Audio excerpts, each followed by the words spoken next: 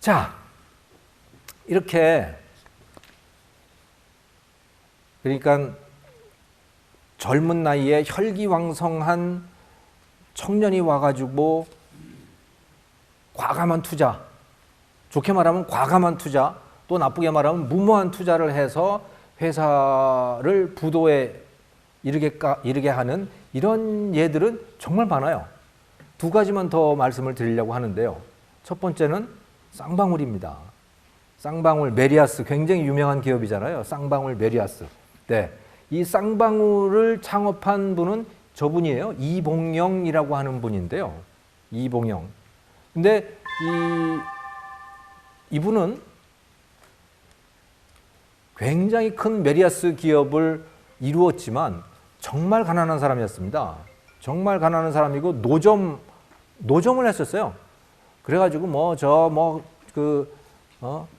북한에 가서도 무슨 이 행상을 하고 뭐 이러다가 이분이 이제 원래 집이 이리인데 이리에, 지금은 익산이죠. 이리에 있는 조그만 이 시장에서 거기다 좌판을 벌려놓고 양말 장사를 했었습니다. 양말 장사를 했는데 이분이 워낙 정직하고 신용을 잘 지키고 그러니까 그 양말 장사가 잘 된 거예요.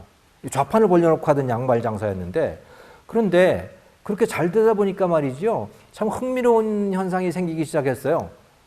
다른 사람들이 지금은 혹시 하 선생님 그 예전에 집에다가 욕고 뭐 이렇게 써놓고서 뭐 집에서 편집기 돌리는 그런 사람들 혹시 기억나세요?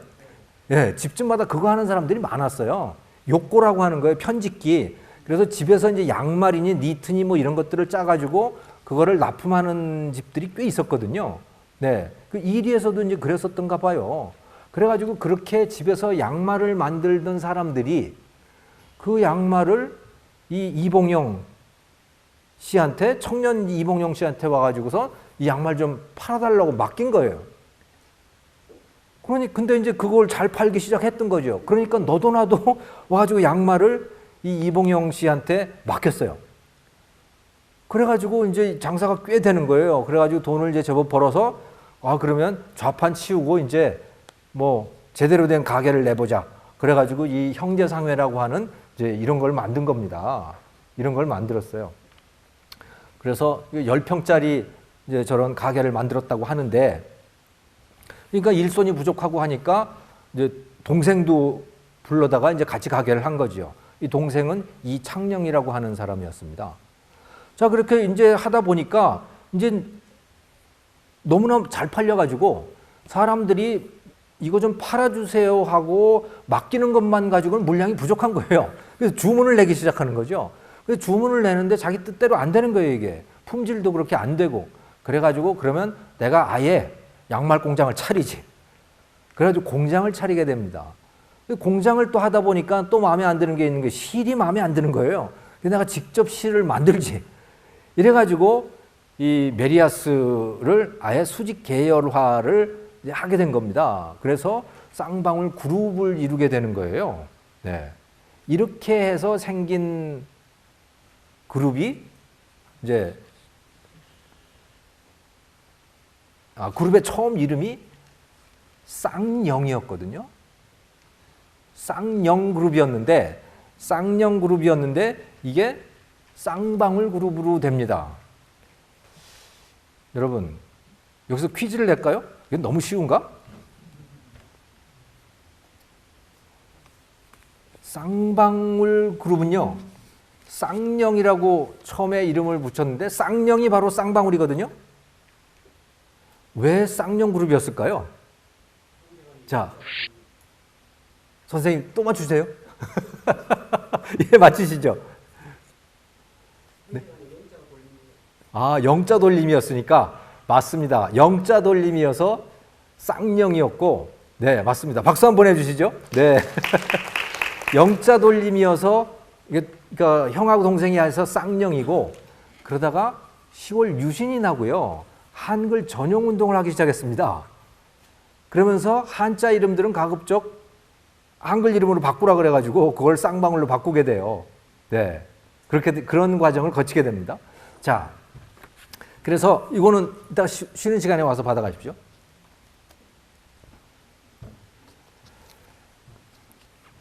자, 그런데 이 복령 회장에게는 아들이 하나 있었어요. 그 아들이 이제 이의철이라고 하는 사람이죠.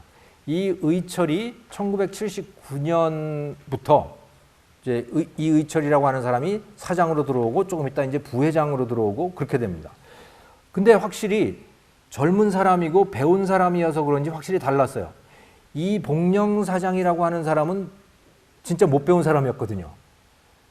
그러니까 제대로 학교를 다닌 적이 없는 사람이었던 거예요. 근데 장사는 잘했던 거죠. 장사 잘하고 품질을 확실히 지키고 신용 지키고 이제 그렇게 해가지고 큰 회사를 큰 기업을 이루었는데 그런데 현대 문물은 모르는 거예요. 근데 이제 그 아들이 공부를 잘 시켰을 거 아닙니까? 그 아들이 들어와가지고 보니까 아버지가 하는 게 마음에 안 들거든. 그래가지고 이제 들어오자마자 회사를 전산화를 다 시킵니다. 예. 그리고 익산에 있는 그 기업의 본사를 서울로 옮기고요. 아무튼 이제 현대적인 기업으로 탈바꿈을 하기 시작하는 거예요. 그러면서 또 동시에 쌍방울이 마음에 안 드는 거예요. 쌍방울이라고 하는 이름 자체가 마음에 안 드는 거야. 이게 뭐 촌스럽게 쌍방울이 뭐야? 그래가지고 상표도 영어로 바꾸게 되는 거죠. 그래서 처음에 이의철 부회장이 처음에 만든 상표가 네이 상표가 자키라고 하는 겁니다. 혹시 기억나세요? 자키라고 하는 네이가 있었어요. 이 자키라고 하는 네이가 꽤 고가품이었는데요. 이제 영어 이름이 달린 네이를 내놓게 되는 겁니다. 그 당시로서는 상당히 신선한 것이었죠. 뭐 무슨 빤스에다가도 뭐 영어를 다냐? 이제 이렇게 된 겁니다. 쉽게 말해서. 예. 자, 이렇게 되니까, 이거 봐라. 이 경쟁업체들이 말이죠. 또 이제 영어로 된 이 팬티들을 내놓기 시작하는 거예요. 그게 BYC니 무슨 뭐 빅맨이니 뭐 이런 것들인 겁니다. 예. 그래가지고 이제 막 경쟁이 되다 보니까 이제 이의철의 입장에서 보면 뭔가 더 튀는 뭔가를 만들어야겠어. 그리고 이게 너무 비싸니까 중저가의 새로운 브랜드를 만들어야겠다. 그래가지고 트라이라고 하는 이거는 기억나시죠? 트라이. 이덕화가 나와가지고선 광고하던 거. 뭐 여자 따라가다가 말이 딱 문 앞에서 이제 이게 문을 팍 치고 하는 뭐 그런 광고를 했었습니다만은 이 트라이 상표를 내게 돼요. 이게 처음엔 잘 안 되다가 이게 이제 꽤 장사가 잘 되죠. 그래서 아버지의 입장에서도 이제는 이제 저놈한테 믿고 맡겨도 되겠구나라고 하는 생각이 들 때쯤이었어요. 그때부터 대규모 투자를 하기 시작합니다. 엄청난 투자를 하게 되죠. 그게 뭐냐? 유니버시아드, 동계올림픽에 투자를 하게 되는 겁니다. 원래 동계올림픽에 투자를 하려고 그러다가 나중에 안 돼가지고 그걸 동계 유니버시아드로 시작을 하게 되는데 올림픽을 유치하고 싶어지는 겁니다. 어떻게? 대규모 리조트를 만드는 거죠. 그래서 이게 지금 무주 리조트의 이제 밤의 모습입니다만은 여기 202만 평에다가 동계올림픽을 하기 위한 리조트를 짓는 거예요. 원대한 꿈이죠. 뭐 이것만 성공하면 뭐 거의 삼성급이 되는 거라고 이제 생각을 하는 거예요. 그러고 싶죠, 당연히. 네. 그런데 나라에서도 도와주겠다고 해요. 원래 이게 시작된 것이 1986년에 전두환 대통령이 이 일대를 와가지고선 여기를 보면서 여기다 스키장을 지어라. 도교산에다가 스키장을 지으라고 한 거예요. 그리고 동계올림픽 유치하자. 그런데 이것을 1993년에 김영삼 대통령도 또 동계올림픽 유치하자. 또 이렇게 이제 바람을 넣는 거예요. 그러니까 이걸 하고 싶어진 거죠. 그리고 이걸 하면 잘 될 것 같은 거예요. 정부에서도 밀어주겠다고 하잖아요. 네.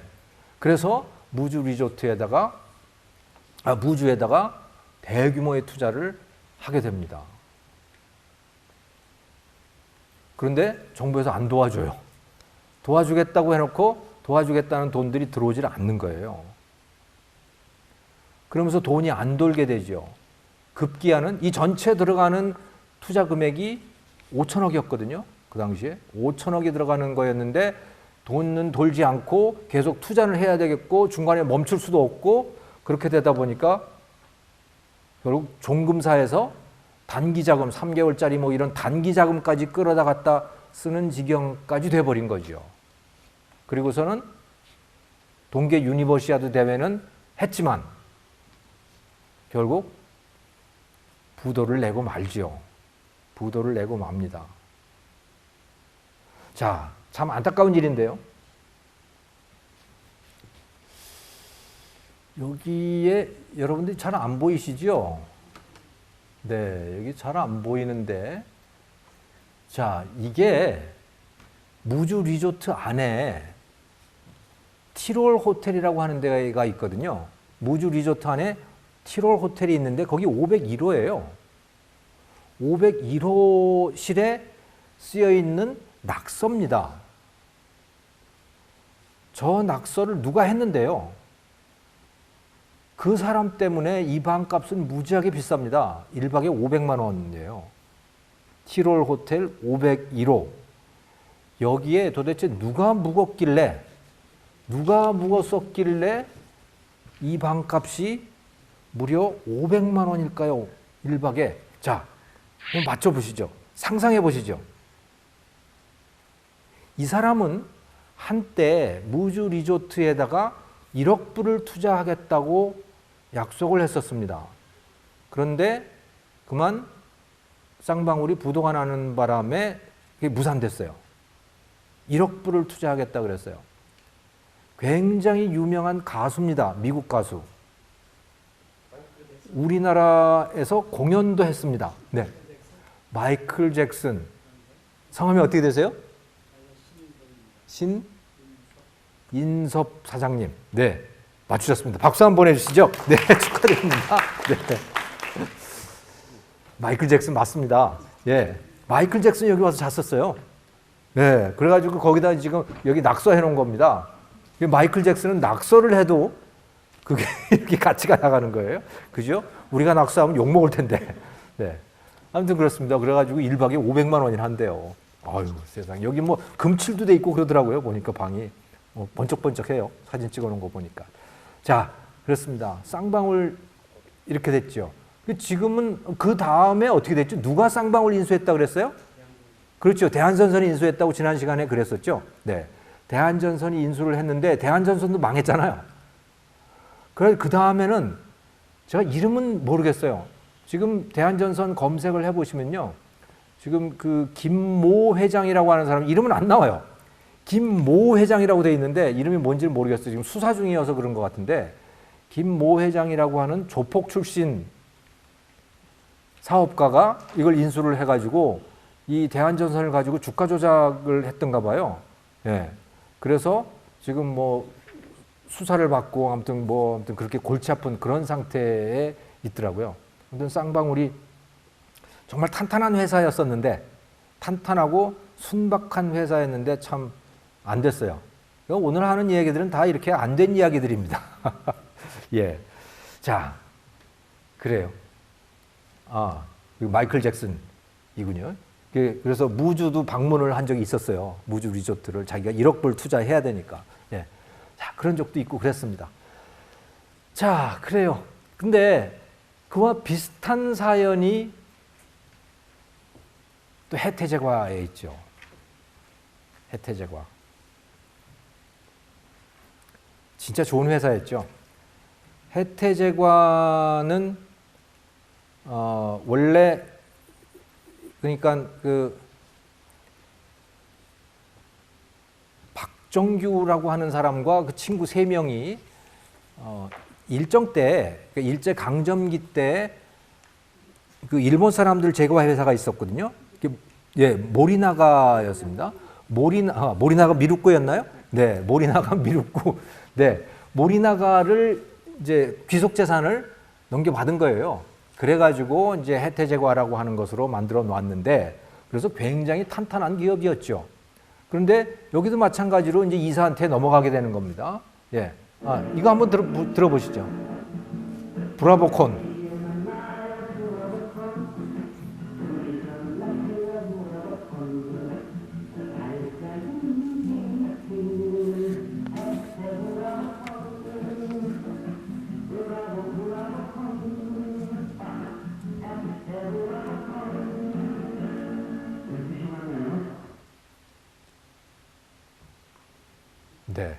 이덕화 진짜 잘 나갔죠? 아까 트라이 광고에도 이덕화였는데 여기도 이덕화입니다. 네, 아무튼 대단한 기업이었습니다. 그런데 이제 그 2세로 이제 승계가 되는 거죠. 그래서 박건배라고 하는 사람이 넘겨받게 됩니다. 박건배가 넘겨받게 되는데, 근데 이분도 아까 이의철 부회장이 그 섬유 같은 거 아버지가 하던 일이 시시해 보였듯이 이 사람도 역시 마찬가지로 아버지가 하던 게 시시해 보이는 거예요. 네, 좀 멋진 거를 하고 싶은 거예요. 뭐 그냥 그 과자나 팔고 싶지가 않은 거죠. 네, 그래서 멋진 게 뭐냐? 아, 이건 전자야, 그죠? 삼성도 전자로 가고 LG도 전자로 가고 다 전자로 가는데 우리도 전자로 가야지. 그래가지고 해태전자를 설립을 합니다. 해태전자를 설립을 해요. 그래가지고 해태전자를 하면서 야, 뭘 만들면 좋을까 하다가 오디오를 한번 만들어 보자. 다른 데는 전문 오디오 회사들이 없다 이거예요, 우리나라에. 그러니까 전문 오디오로 올인을 해보자 라고 해가지고 인켈을 인수를 합니다. 인켈. 기억나시죠, 여러분? 네, 이런 거요. 요즘에 이런 거 안 가지고 계시죠? 예, 옛날에는 뭐 집집마다 다 이거 하나씩 있어야 뭐 좀 있는 티가 났는데 이제는 아무도 안 가지고 있는 겁니다만은 아무튼 이런 오디오 세트를 만들기 시작하는 거예요. 네. 그리고 이런 전자만 한 게 아니고요. 중공업도 했어요. 또 중공업도 하지, 건설도 하지, 유통도 하지, 뭐 아무튼 오만 걸로 다 이렇게 업종을 펼쳐나가기 시작했던 거지요. 마찬가지로 장사는 안 됐습니다. 장사는 안 됐죠. 그리고 이렇게 나가는 데에 그 빚을 얻을 때 새로 만들어 놓은 데가 명의로 해가지고 빚을 얻지만 그것에 대한 지급 보증은 기존에 그 돈 많이 버는 거기서 다 지급 보증을 하게 되잖아요. 그러니까 결국 이 새로 생긴 것들이 망하게 되면 기존에 돈 버는 것들도 같이 망하게 되는 겁니다. 이게 이제 지급 보증이고 IMF 외환 위기가 지나가면서 이제 이게 다 금지가 돼 버렸죠. 상호 지급 보증은 다 금지되고 이제 그렇게 됐습니다만은 아무튼 그런 메커니즘을 통해 가지고 해태도 또 망하게 되는 거예요. 그래서 외환 위기 때 망한 그런 기업들을 보면 대부분 2세들이 그걸 넘겨받아 가지고 아버지가 하는 일이 시원찮아 보여서 멋진 일을 하려고 하다가 결국은 외환 위기에 맞닥뜨리게 되고 그 이자를 감당할 수 없게 되고 그래서 대부분은 부도가 나게 되는 그런 과정을 대부분 거치게 됩니다. 자, 그런데 이렇게 사업 경험이 없는 사람들만 그러면 망하느냐? 아닙니다. 망하는 건 사실은 패배가 병가지 상사이듯이 망하는 건 비즈니스의 기본입니다. 늘 망합니다. 예. 왜냐하면 시장이 늘 변하기 때문이죠. 늘 변하기 때문이죠. 삼성도 망하잖아요. 삼성도 망합니다.